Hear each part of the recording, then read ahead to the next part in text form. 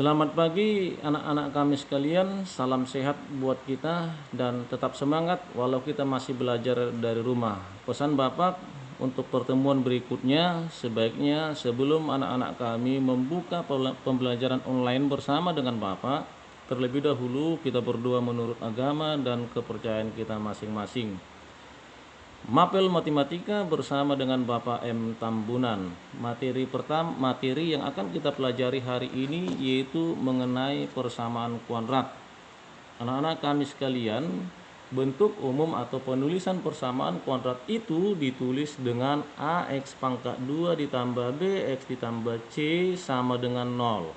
Bapak ulang sekali lagi, AX pangkat 2 ditambah BX ditambah C sama dengan 0. Dari bentuk penulisan persamaan kuadrat ini, kita harus pahami apa-apa saja huruf-huruf yang ada dalam penulisan persamaan kuadrat tersebut. Yang pertama itu ada disebut sebagai variabel. Variabel di situ adalah X pangkat 2 dan X saja. Apakah variabel itu hanya ditulis dengan huruf X? Anak-anak kami sekalian, variabel dengan huruf X itu boleh diganti dengan huruf lain. Misalnya kita ganti X-nya dengan Y, maka nanti variabelnya Y kuadrat dan Y saja.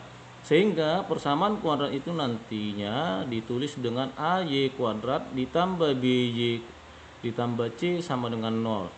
Apakah boleh diganti dengan huruf lain? Boleh anak-anak kami. Misalnya kalau kita mau ganti variabel X dengan T, huruf T, maka variabelnya T kuadrat dan T saja. Sehingga persamaan kuadrat itu nanti akan ditulis menjadi AT kuadrat ditambah BT ditambah C sama dengan 0. Terserah huruf apa variabelnya kita buat, tetapi bersama dengan Bapak variabelnya kita sepakati adalah huruf X. Kemudian ada di dalam penulisan persamaan kuadrat ini ada huruf-huruf A, B, C. A, B, C itu adalah angka atau bilangan yang disebut dengan bilangan real.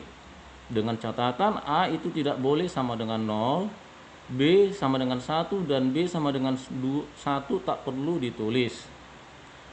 A adalah koefisien atau angka pengali dari variabel X pangkat 2. Sedangkan B itu adalah koefisien atau angka pengali dari variabel X saja. Kemudian C itu adalah bilangan konstanta atau bilangan tanpa variabel. Itulah anak-anak kami yang bisa Bapak terangkan mengenai pengenalan persamaan kuadrat. Bapak berikan contoh. Di sini ada 3 contoh yang mau Bapak berikan mengenal persamaan kuadrat. Contoh pertama, persamaan kuadratnya ditulis dengan 2x pangkat 2 ditambah 3x dikurang 9 sama dengan 0. Kalau dari persamaan kuadrat ini Bapak tanya berapa A, B, dan C-nya, maka kita jawab A-nya itu sama dengan 2, B-nya sama dengan 3, C-nya sama dengan min 9. Contoh yang kedua, penulisan persamaan kuadratnya ditulis x kuadrat dikurang 3x sama dengan 0. Kalaulah Bapak tanya berapa nilai A, B, C-nya, maka A-nya itu sama dengan 1. Jadi di sini 1 tak perlu ditulis seperti yang sudah kita sepakati di atas, tak perlu ditulis kalau B sama dengan 1 dan A sama dengan 1. Kemudian B-nya sama dengan min 3, C-nya sama dengan 0. C-nya sama dengan 0 karena di sini dalam penulisan persamaan kuadratnya tidak ada bilangan konstantanya. Kemudian yang ketiga, contoh yang ketiga persamaan kuadrat ditulis dengan 3x kuadrat dikurang 27 sama dengan 0. A-nya sama dengan 3, B-nya sama dengan 0, C-nya sama dengan min 27. B sama dengan 0 karena tidak ada di sini variabel X saja, sehingga B-nya sama dengan 0. Itulah pengenalan persamaan kuadrat. Anak-anak kami sekalian, kita masuk ke yang berikutnya. Yang kedua yaitu menentukan akar-akar persamaan kuadrat. Akar-akar persamaan kuadrat itu sering disebut dengan X1 dan X2. Atau beberapa buku atau beberapa guru menyatakan akar-akar persamaan kuadrat itu sering disebut dengan alfa dan beta. Alfa dan beta. Atau boleh juga akar-akar itu disebut dengan P dan Q atau M dan N, terserah. Tetapi kita sepakati akar-akar persamaan kuadrat bersama dengan Bapak itu adalah X1 dan X2. Ada 3 metode atau cara untuk menentukan akar-akar persamaan kuadrat. Yaitu yang pertama dengan metode faktorisasi, yang kedua dengan metode melengkapi kuadrat sempurna, dan yang ketiga yaitu dengan menggunakan rumus ABC.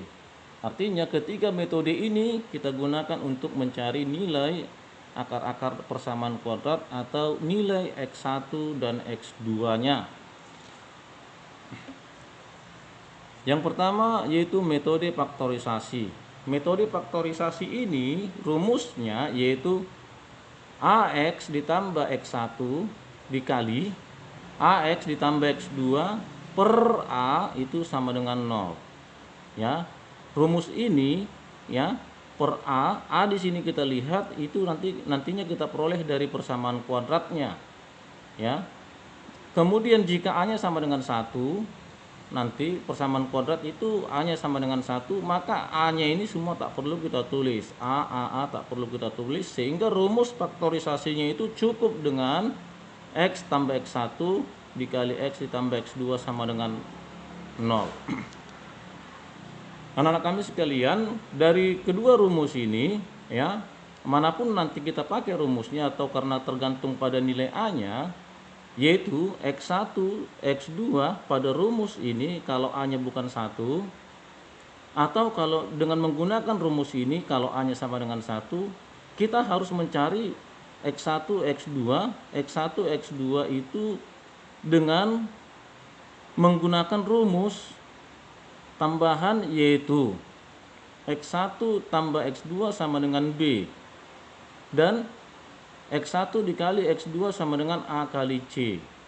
Anak-anak kami sekalian, X1 dan X2 itu adalah dua bilangan yang harus kita cari memenuhi kedua rumus ini. A, B, C itu kita peroleh dari persamaan kuadrat ini tadi anak-anak kami, jangan lupa ya. A, B dan C-nya kita peroleh dari persamaan kuadratnya atau tergantung penulisan persamaan kuadratnya. Sekali lagi, X1 dan X2-nya nanti kita adalah dua bilangan yang harus kita cari. Sebagai contoh di sini Bapak diberikan kepada kita persamaan kuadratnya adalah 2x kuadrat ditambah 3x dikurang 9 sama dengan 0. Kita kenal dulu berapa A, B, C-nya. A-nya sama dengan 2, B-nya itu sama dengan 3, C-nya sama dengan min 9. Di sini kita lihat A-nya tidak 1, yaitu A-nya sama dengan 2. Maka rumus yang kita gunakan yaitu AX tambah X1 kali AX tambah X2 per A sama dengan 0. Ya, kita gantilah A pada rumus ini dengan 2, sehingga rumus ini ditulis 2X tambah X1 kali 2X tambah X2 per 2. Anak-anak kami ya, per 2 sama dengan 0. Sebelum rumus ini kita lanjutkan, maka kita harus mencari dulu X1 dan X2. Tadi Bapak sebutkan adalah dua bilangan yang harus kita cari dengan menggunakan dua syarat. Yaitu syarat yang pertama X1 tambah X2 sama dengan B. Syarat yang kedua X1 kali X2 sama dengan A kali C. Ya, sehingga kalau B-nya kita ganti dari persamaan kuadratnya tadi yaitu B-nya sama dengan 3, maka X1 tambah X2 itu sama dengan 3. Sedangkan X1 kali X2 itu sama dengan A kali C. A-nya tadi 2, C-nya min 9, berarti min 18. A kali C, X1 kali X2 itu sama dengan min 18. Dari perkalian min 18 ini lah kita bisa menentukan mana yang tepat, mana yang benar X1 dan X2-nya. Perkalian 18 yang mungkin itu kemungkinan pertama adalah 1 dikali 18. 1 dikali 18 itu 18. Kemungkinan kedua yaitu 2 dikali 9. Kemungkinan ketiga 3 dikali 6. Nggak ada kemungkinan lain. Berarti perkalian 18 itu ada 3 kemungkinan. Dari 3 kemungkinan ini, karena dia minus 18, berarti nantinya salah satu adalah min. Ya, dari masing-masing 3 kemungkinan ini nantinya ada angka itu salah satu min. Ya. Kemudian kalaulah X1-nya dan X2-nya adalah 1 dan 18, apakah mungkin 1 tambah 18 sama dengan 3? Tidak mungkin. Berarti kemungkinan pertama ini salah. Kalaulah kemungkinan kedua kita ambil X1-nya sama dengan 2 dan X2-nya sama dengan 9. Kalaulah kita masukkan ke syarat yang pertama ini X1-nya tadi 2 dengan X2 9, 2 tambah 9 apakah mungkin? Tidak mungkin, berarti kemungkinan kedua ini salah. Maka yang mungkin adalah pilihan ketiga atau kemungkinan ketiga, X1-nya itu mungkin 3, X2-nya mungkin 6. Ingat tadi salah satu adalah min. Ya. Jadi kalau salah satu min berarti min 3, ini positif 6. Ya. Yang kita pilih kemungkinannya ini adalah 3 dan 6.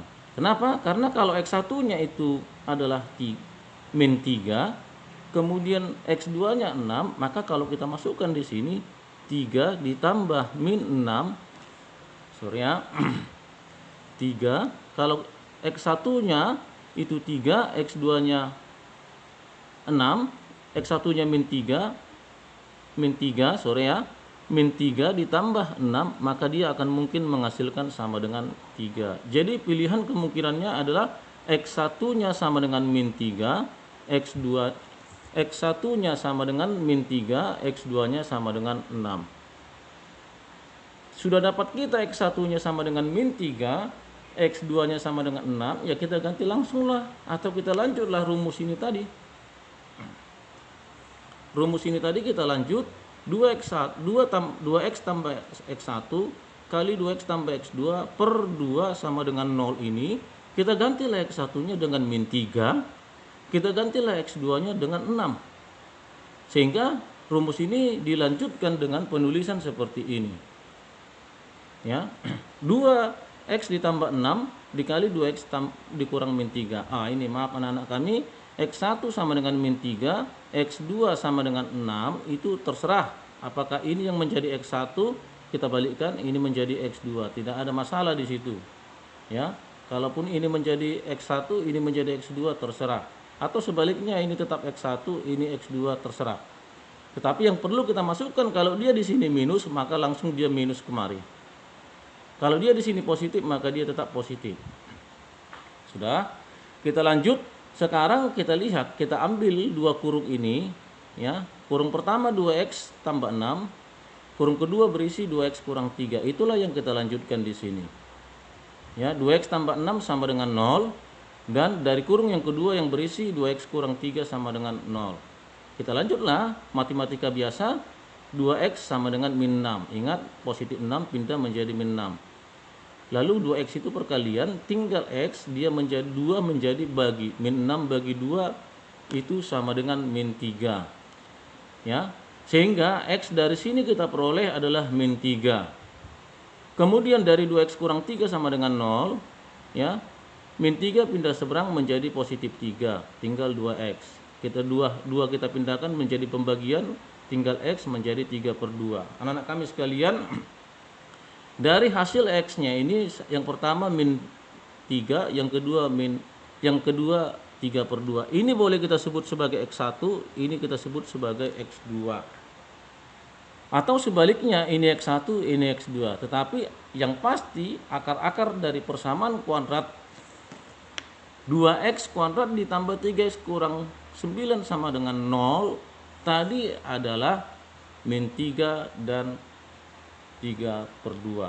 Atau X1 sama dengan min 3 dan X2 sama dengan 3 per 2. Anak kami sekalian, itu contoh yang pertama mengenai menentukan akar-akar atau nilai X1 dan X2 persamaan kuadrat dengan metode faktorisasi. Bapak berikan satu lagi contoh atau contoh yang kedua.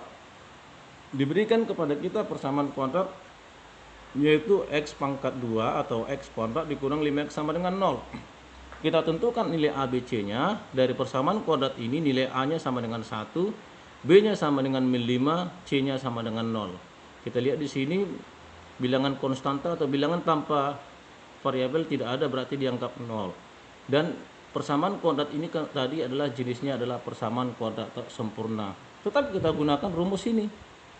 Ya. Tetapi karena A-nya sama dengan 1 dari persamaan kuadrat, maka rumus yang kita gunakan yang sudah kita sederhanakan menjadi tinggal ini, yaitu X tambah X1 kali X tambah X2. Inilah yang kita lanjut anak-anak kami sekalian. Ya, ini kita gunakan, tetap juga kita cari dua bilangan yaitu X1 dan X2-nya dengan syarat ketika X1 dan X2 kita tambah itu sama dengan B, ketika X1 kali X2 itu sama dengan A kali C. Ya. B-nya tadi berapa kita ganti di sini, yaitu B-nya tadi min 5. Sehingga X1 tambah X2 sama dengan min 5. Sedangkan X1 kali X2 itu tadi adalah A kali C. A-nya tadi di sini 1, C-nya 0, berarti 1 kali 0, 0. Anak-anak kami sekalian, dari 0 ini perkalian dua bilangan yang mungkin 0 itu sangat banyak. Perkalian dua bilangan yang menghasilkan 0 itu sangat banyak, tetapi kita harus sesuaikan kemari. Ya, kalau kita jumlahkan kedua bilangan itu sama dengan min 5, maka kemungkinan yang hanya ada satu, yaitu min 5 dengan 0 atau 0 dengan min 5. Ini yang kita sebut sebagai X1, ini yang kita sebut sebagai X2. Ya, yang kita sebut sebagai X1 dan X2 atau sebaliknya. Kenapa? Karena ketika kita menggunakan ini X1 tambah X2-nya sama dengan min 5, ya benar. Min 5 tambah 0 sama dengan min 5. Begitulah mencari X1, X2 yang benar. Lalu tadi di atas X tambah X1 kali X tambah X2 itu sama dengan 0. Kita cari dua bilangan yaitu X1 dan X2-nya, sudah dapat yaitu min 5 dan 0. Min 5 dan 0. Sehingga rumus ini kita lanjut menjadi penulisannya X dikurang 5 kali X tambah 0. Ada dua kurung di sini. Dari kurung yang pertama X kurang 5 sama dengan 0. Dari kurung yang kedua itu X tambah 0 sama dengan 0. Sehingga dari kurung ini X sama dengan min pindah ke seberang jadi positif, atau X sama dengan 5. Sedangkan ini X sama dengan 0. Maka ini yang kita sebut sebagai X1, ini sebagai X2 atau sebaliknya. Jadi akar-akar persamaan kuadrat dari persamaan kuadrat X kuadrat kurang 5X ditambah sama dengan 0 itu adalah 5 dan 0. Itulah dua contoh mengenai mencari akar-akar atau nilai X1 dan X2 dari persamaan kuadrat dengan menggunakan metode faktorisasi. Anak-anak kami sekalian, metode yang kedua yaitu dengan melengkapi kuadrat sempurna. Bapak buat di sini contoh untuk menentukan akar-akar atau nilai X1 dan X2 dari persamaan kuadrat dengan metode melengkapi kuadrat sempurna. Diberikan kepada kita persamaan kuadratnya yaitu 2x kuadrat dikurang x dikurang 6 sama dengan 0. 2x kuadrat dikurang x kurang 6 sama dengan 0. Ini soal, Bapak tulis ulang. Lalu di materi di situ ada 4 langkah yang harus kita ikuti untuk menentukan akar-akar persamaan kuadrat atau nilai X1 dan X2-nya. Ada 4 langkah di situ dengan metode melengkapi kuadrat sempurna. Langkah yang pertama, pastikan di situ koefisien A atau A-nya itu harus 1. Padahal di sini A kita 2. Supaya dia 1, maka A-nya ini kita bagi 2. Kalau 2 bagi 2 itu nanti 1 tak perlu ditulis. Tetapi ketika ini kita bagi 2, semua ini harus kita bagi 2.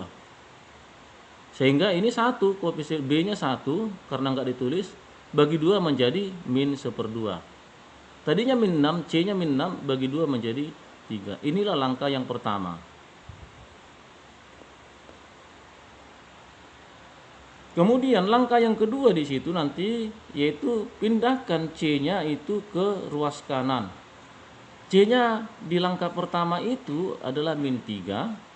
Maka ketika dipindahkan ke ruas kanan atau seberang itu menjadi positif 3.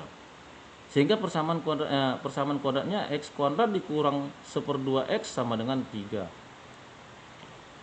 Kemudian makanya langkah kedua. Kemudian langkah yang ketiga, ya di situ nanti Bapak tulis bahwa masing-masing atau sebelum sama dengan dan sesudah sama dengan masing-masing ditambahkan dengan setengah B kuadrat. Berapa B-nya? Di langkah kedua B-nya itu min 1/2.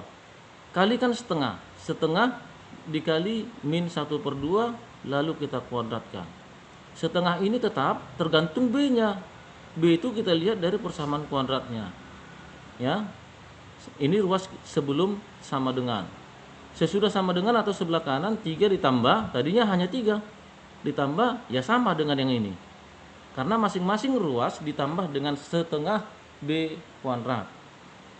Kemudian kita selesaikanlah ini. 1 dikali min 1 itu 1 atau min 1. 2 per 2, 2 kali 2 4. Sehingga min 1 per 4. Hasilnya ini min 1 per 4. Kuadrat tetap.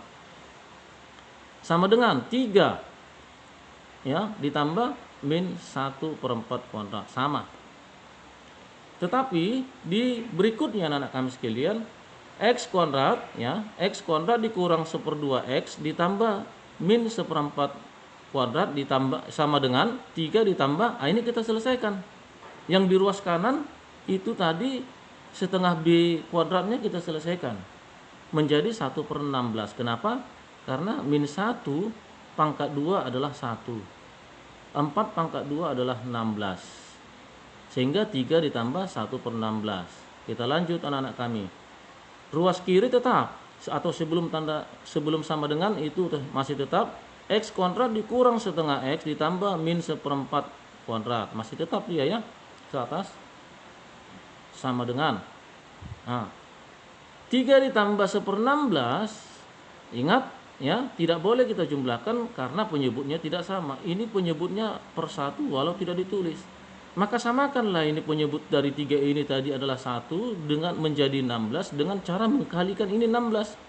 Ini kita kalikan 16 maka dia menjadi per 16, tapi ini 3-nya juga harus kita kalikan 16 sehingga 48/16.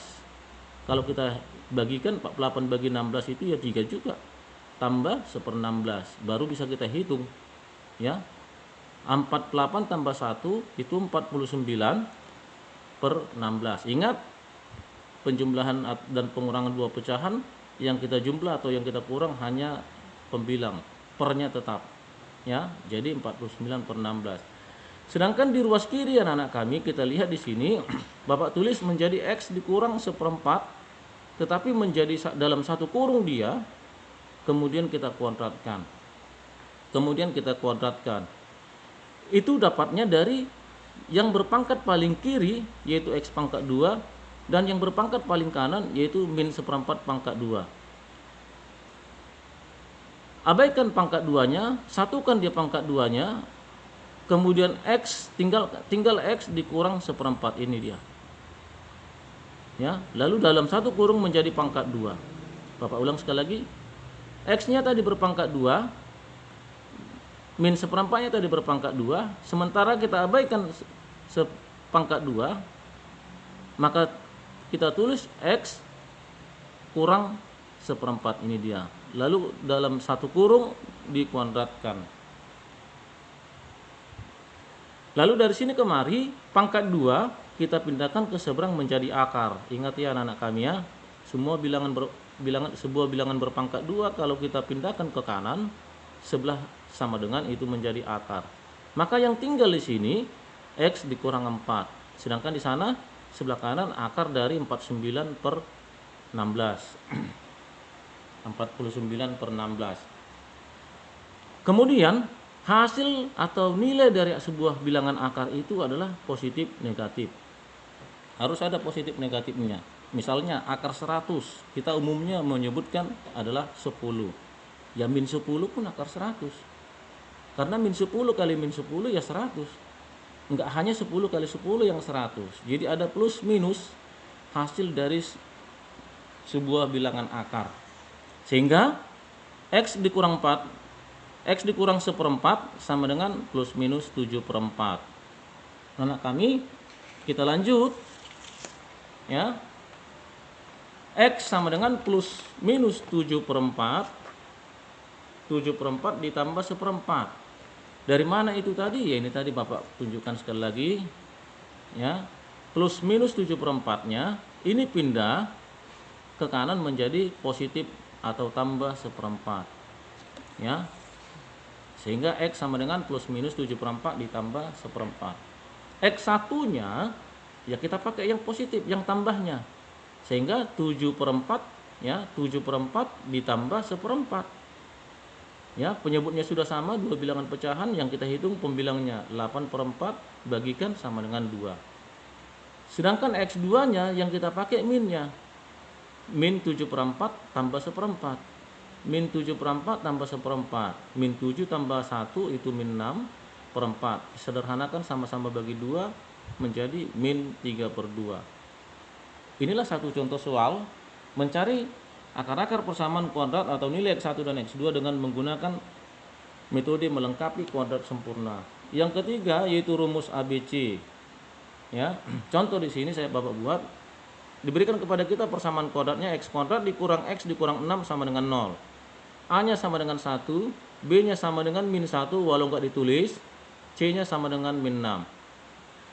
Pada materi Bapak berikan di situ rumus ABC mencari X1 dan X2-nya. Kamu lihat, kamu baca, kamu perhatikan itu. X1 rumusnya adalah min B tambah akar B kuadrat dikurang 4 dikali A dikali C per 2A. Masukkanlah A, B, C dari persamaan kuadrat yang diketahui. Sehingga hati-hati di sini minus B, karena kebetulan B-nya juga minus 1, maka minus, ini minus, B-nya minus 1. Ya, ditambah akar min B B yaitu min 1 kuadrat dikurang 4 dikali A dikali C per 2 kali A yaitu 2 kali 1. Min kali min itu menjadi positif. Kemudian min 1 kuadrat itu 1. Min 4 kali 1 min 4. Min 4 kali 1 min 4 kali min 6 positif 24.